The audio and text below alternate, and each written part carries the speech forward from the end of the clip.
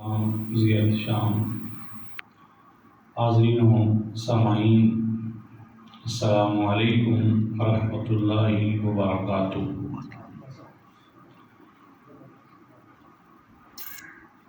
ذی الحج کا بابرکت مہینہ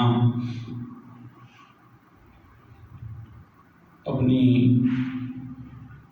برکتیں تقسیم کرتا ہوا اپنی منزل کی طرف رواں دواں ہے۔ اسی ماہ اقدس کو بڑی نسبتیں حاصل ہیں۔ قربانی جناب حضرت اسماعیل علیہ السلام کی میرے رب نے اس ماہ اقدس میں قبول فرمائی،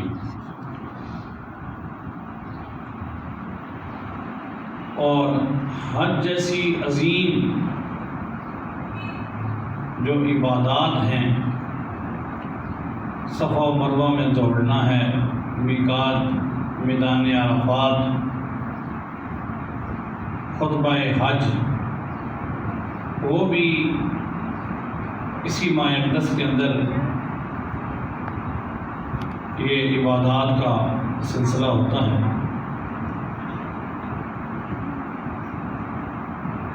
تاریخ ان لوگوں کو ہمیشہ یاد رکھتی ہے، اسلامی تاریخ ہمیشہ ان لوگوں کو یاد رکھتی ہے کہ جنہوں نے اسلام کے پہلو میں اور اسلام کے دامن میں آ کر اسلام کی مدد کی ہو۔ جس طرح حضرت ابراہیم علیہ السلام نے اللہ کا گھر بنایا، تو میرے رب نے حضرت ابراہیم علیہ السلام کے نام مبارک کو زندہ رکھا، تقویت دی، اور اپنی مخلوق کو، انسانوں کو، ایمان والوں کو حکم دیا کہ وہ جا کے جمرات میں پتھر بھی مارے، اس لیے کہ اللہ کے پیغمبر نے پتھر مارے اور رب کو حکم مانا، تو میرے رب نے حضرت ابراہیم علیہ السلام کی اداؤں کو صبح قیامت تک لوگوں کے لیے توشہ بنا دیا ہے۔ اب لوگ عمل وہی کرتے ہیں جو ابراہیم علیہ السلام نے کیا، لیکن اللہ اس عمل کے سبب لوگوں کی بخشش فرما دیتا ہے۔ تو عرض میں نے کیا کہ اسلامی تاریخ میں جس نے اسلام کے دامن میں آ کے اسلام کے ساتھ وفا کی، اسلام کے ساتھ مدد کی، تو اسلام اس کے نام کو زندہ رکھتا ہے۔ 18 ذی الحج حضرت عثمان غنی رضی اللہ تعالیٰ عنہ آپ کا یوم وصال ہے۔ آپ صحابی رسول ہیں، داماد رسول ہیں۔ کیا شان ہے حضرت عثمان غنی کی کہ اس بات کو سمجھیے کہ آپ اور میں نے اگر اپنی بیٹی کے حوالے سے اس کے انتخاب پر کوئی بات کرنی ہو، تو ہم بھی دیکھتے ہیں کہ جس شخص کو ہم اپنی بیٹی کا رشتہ دے رہے ہیں، کیا وہ اہل بھی ہے کہ ہم اسے اپنی بیٹی کا رشتہ دیں یا نہ دیں۔ حضرت عثمان غنی کی کیا شان ہے کہ اللہ کے محبوب علیہ السلام نے اپنی 2 شہزادیوں کا نکاح حضرت عثمان غنی کے ساتھ فرمایا ہے۔ سبحان اللہ، یہ بہت بڑی بات ہے۔ اس بات کو سمجھیے، اور تاریخ کے اوراق اس پر گواہ ہیں کہ حضرت آدم علیہ السلام سے لے کر عیسیٰ علیہ السلام تک 1.25 لاکھ رب کے پیغمبر آئے، کسی نبی کی 2 بیٹیاں کسی کے نکاح میں نہیں ہیں۔ حضرت آدم علیہ السلام سے لے کر حضرت عیسیٰ علیہ السلام تک کسی نبی کی 2 بیٹیاں کسی کے نکاح میں نہیں ہیں۔ یہ شان اللہ نے حضرت عثمان غنی کو عطا فرمائی کہ سرکار علیہ السلام نے ایک بیٹی کا نکاح حضرت عثمان غنی سے کیا اور ان کا وصال ہوا۔ آگے چل کے میں وہ بخاری شریف کی حدیث بھی پڑھتا ہوں، آپ کو بڑی لذت آئے گی۔ حضور کی بیٹی کا وصال ہوا، حضرت رقیہ رضی اللہ تعالی عنہا کا، ان کا وصال ہوا تو حضرت عثمان غنی پریشانی کے عالم میں، رسول اللہ جنگ پر تشریف لے کر چلے گئے، واپس جب آئے تو حضور کو خبر ہوئی کہ آپ کی جو بیٹی ہیں جو حضرت عثمان غنی کے نکاح میں ہیں ان کا وصال ہو گیا ہے۔ تو حضرت عثمان غنی جو ہیں وہ آپ کی آنکھوں میں آنسو ہیں۔ بخاری شریف میں امام بخاری نے لکھا ہے کہ بقیتو بکانا شدیدن، اتنا روئے کہ حضرت عثمان غنی کی داڑھی مبارک کے بال بھی جو ہے وہ گیلے ہو گئے۔ تو فقال رسول اللہ، حضرت عثمان غنی سے اللہ کے محبوب علیہ السلام نے پوچھا، اور بعض روایات میں ہے کہ ماں نظرہ، رسول اللہ کی نظر پڑی حضرت عثمان غنی کے چہرے پر، تو حضور نے فرمایا کہ ماں یبکی کا، اے عثمان بتا کہ تجھے کس چیز نے رلا دیا ہے؟ تو حضرت عثمان غنی فرماتے ہیں کہ قلت ابکی علی انقطاع سحر من کا، کہا یا رسول اللہ میں اس لیے رو رہا ہوں کہ میرا جو آپ کے ساتھ رشتہ تھا کہ میں آپ کا داماد تھا اور آپ میرے سسر صاحب تھے، اتنا عظیم رشتہ وہ اب منقطع ہو گیا، آپ کی بیٹی کا وصال ہو گیا، اب میں اس رشتے سے محروم ہو گیا۔ اب حضور علیہ السلام فرماتے ہیں کہ اے عثمان رو مت، فہذا جبرائیل یأمرنی، فرمایا اے میرے عثمان یہ دیکھو یہ جبریل کھڑا ہے۔ مشکاہ شریف میں مفتی احمد یار خان نعیمی علیہ الرحمہ نے لکھا ہے کہ حضور علیہ السلام نے حضرت عثمان غنی کو جبریل علیہ السلام دکھائے۔ حضرت دیحہ کلبی صحابی رسول ہیں، بخاری شریف جلد نمبر 1 نزہۃ القاری شرح صحیح بخاری جلد نمبر 1 کتاب الایمان میں لکھا ہوا ہے کہ 2 ایسے صحابی ہیں جنہوں نے جبریل علیہ السلام کو دیکھا ہے اپنی آنکھوں سے۔ تو فرمایا کہ حضرت عثمان غنی اور حضرت دیحہ کلبی یہ وہ خوش نصیب صحابہ میں آپ ان کا شمار ہے کہ انہوں نے جبریل علیہ السلام کو دیکھا ہے۔ تو فرمایا کہ اے میرے عثمان یہ دیکھو فہذا جبرائیل، یہ جبریل کھڑا ہے، اور آگے حضور خبر دے رہے ہیں، حضور فرما رہے ہیں جبریل مجھے یہ کہہ رہے ہیں یأمرنی بأمر اللہ عز وجل، جبریل یہ کہہ رہے ہیں کہ یا رسول اللہ آپ کا رب آپ کو یہ حکم دیتا ہے، یہ جو آپ کا غلام عثمان ہے اس کی آنکھوں میں آنسو ہیں اور اس نے بات ہی ایسی کی ہے یا رسول اللہ کہ میرا آپ کے ساتھ جو رشتہ تھا وہ منقطع ہو گیا، آپ کی بیٹی کا وصال ہو گیا جو میری زوجہ تھی حضرت رقیہ۔ تو حضرت جبریل فرماتے ہیں کہ آپ کے رب نے آپ پر وحی کے ذریعے یہ پیغام بھیجا ہے۔ پھر حضور نے حضرت عثمان غنی کو بتایا اور حضرت جبریل دکھائے عثمان غنی کو، تو حضور نے فرمایا کہ اے عثمان یہ جبریل مجھے یہ کہہ رہے ہیں ان ازوجک اختک، جبریل یہ کہہ رہے ہیں کہ یا رسول اللہ آپ کا رب آپ کو یہ حکم دیتا ہے کہ آپ اپنی دوسری بیٹی کا نکاح رب کے حکم پر عثمان غنی سے فرما دیں. سبحان اللہ. یہ عثمان غنی، یہ شان حضرت عثمان غنی کی. تو سیدی اعلیٰ حضرت امام عشق و محبت کشتہ عشق رسول سیدی اعلیٰ حضرت فرماتے ہیں نور کی سرکار سے پایا دوشالہ نور کا. اس شعر کو سمجھیے، لذت حاصل کیجیے. نور کی سرکار سے پایا دوشالہ نور کا، ہو مبارک تم کو ذوالنورین جوڑا نور کا. سبحان اللہ. فرمایا عثمان غنی وہ خوش نصیب صحابی ہیں حضور کے کہ ان کا جو سلسلہ ہے حضور علیہ السلام نے اپنی زبان مبارک سے حضرت عثمان غنی کے نکاح میں پہلے ایک بیٹی تھی، پھر دوسری بیٹی کا نکاح کیا، اور پھر عثمان غنی کو ایک اعلان ایسا فرما کے صبح قیامت تک حضرت عثمان غنی کا مقام حضور نے ظاہر فرمایا. حضور نے فرمایا اے میرے عثمان، میرے رب نے مجھے حکم کیا ہے کہ میں نے اپنی دوسری بیٹی کا بھی نکاح آپ کے ساتھ کیا ہے. اے میرے عثمان، میرے رب کو تجھ پر پیار آ رہا ہے تو میرا بھی اعلان سن لو.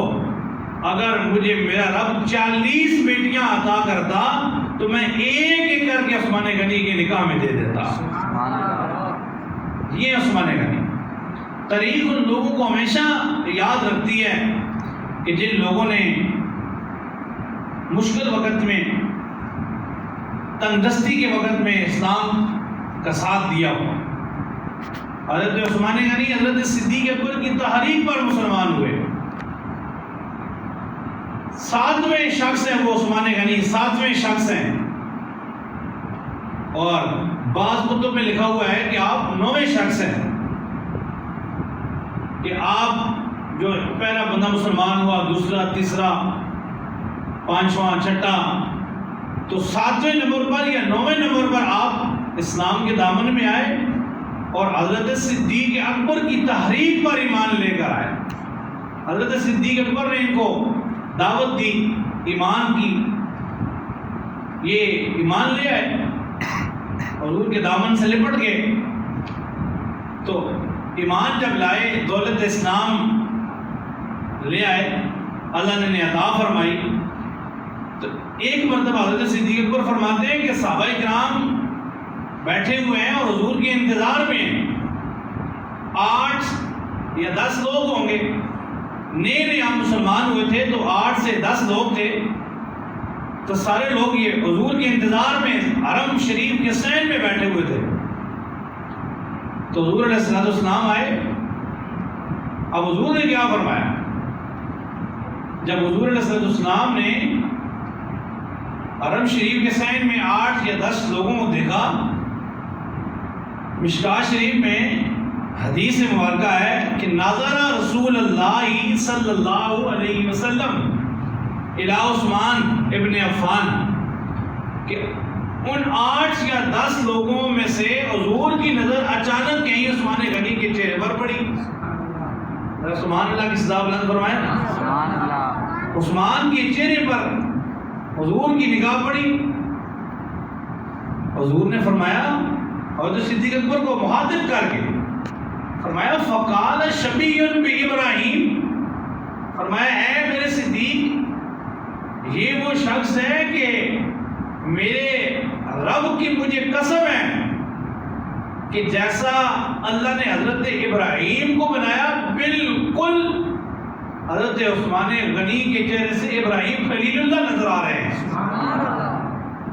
فرمایا ابراہیم خلیل اللہ کی شبیہ ہیں حضرت عثمان غنی.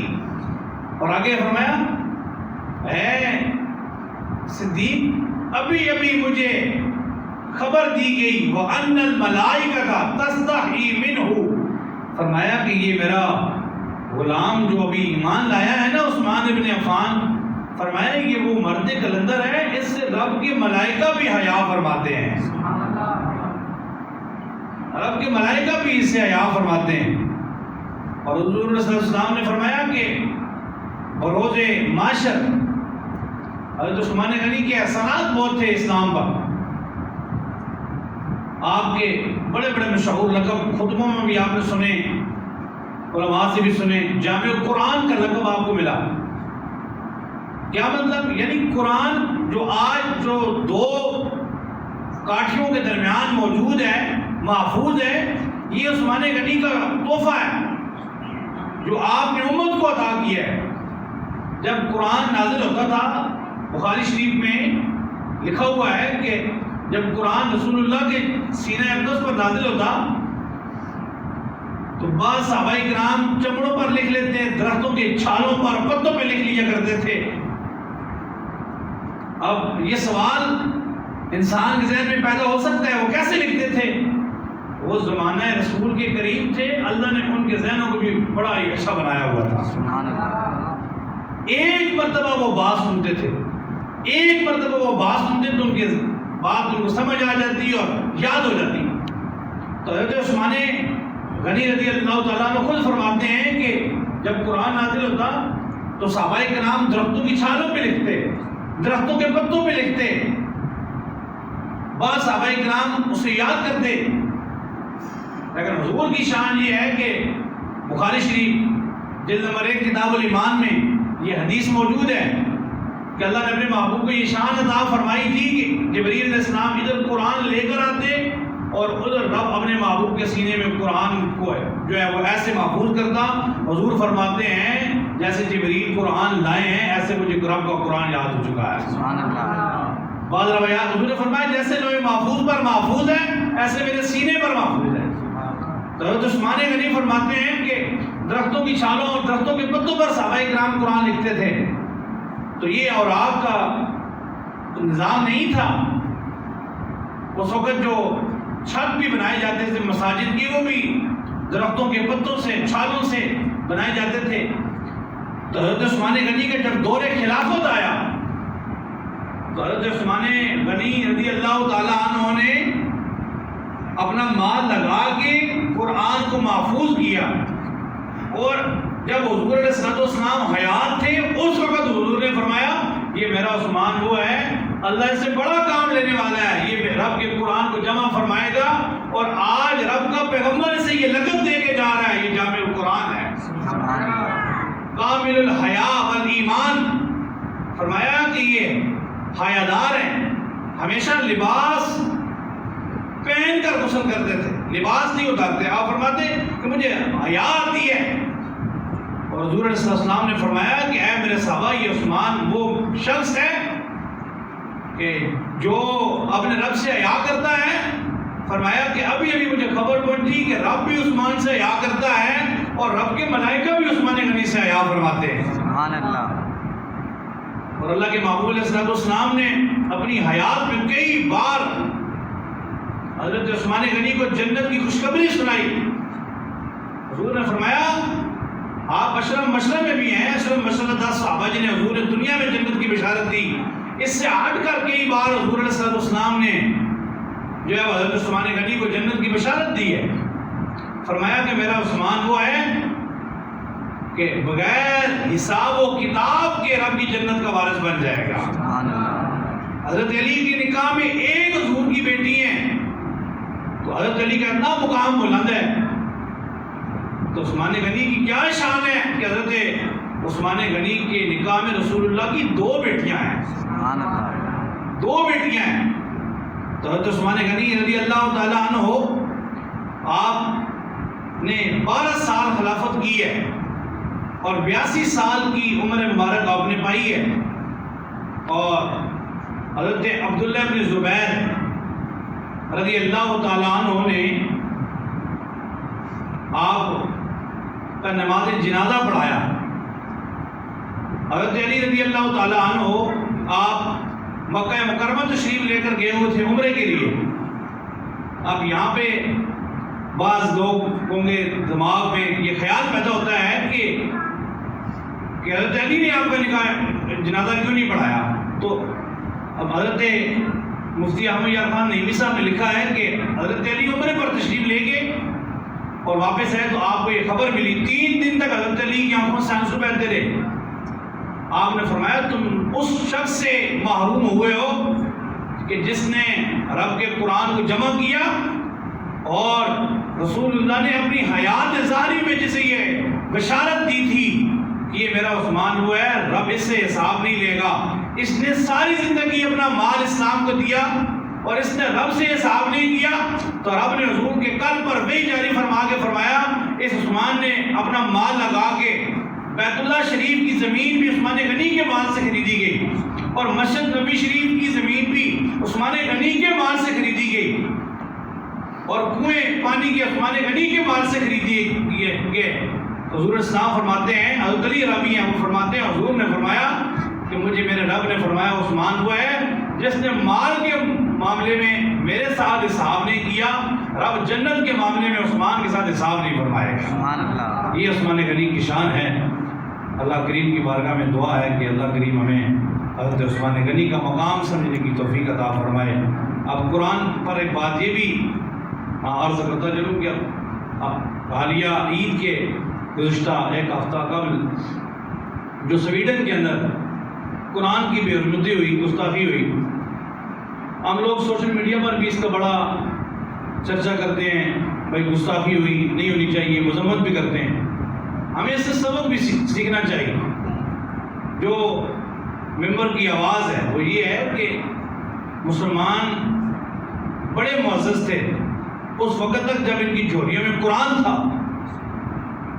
مسلمانوں نے قرآن کو پڑھنا چھوڑ دیا، مسلمانوں نے قرآن کے احکام پر عمل کرنا چھوڑ دیا۔ تو جتنا ہو سکے اپنے گھروں میں روز کا معمول بنائیں، روز کا معمول بنائیں۔ دیکھیں ان بدبختوں نے قرآن کی بے حرمتی کی، قرآن کو جلایا، لعنت کے مستحق ہوئے۔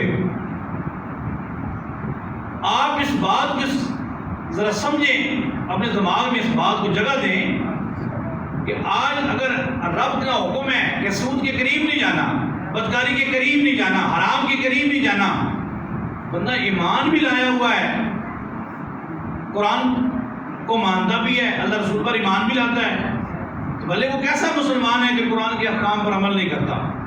قرآن کی تلاوت بھی فرمائیں اور قرآن کے احکام کو سمجھیں، اور جو ایسے گناہ ہیں، گناہ کبیرہ جن کی قرآن نے واضح طور پر اعلان کر کے منع کیا ہے، ان گناہوں سے بچ کے قرآن کے ساتھ عہد وفا کریں، پھر قرآن بروز معاشر آپ کی سفارش فرمائے گا۔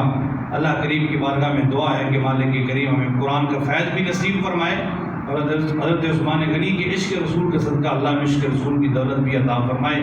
وآخر دعوانا ان الحمد للہ رب العالمین۔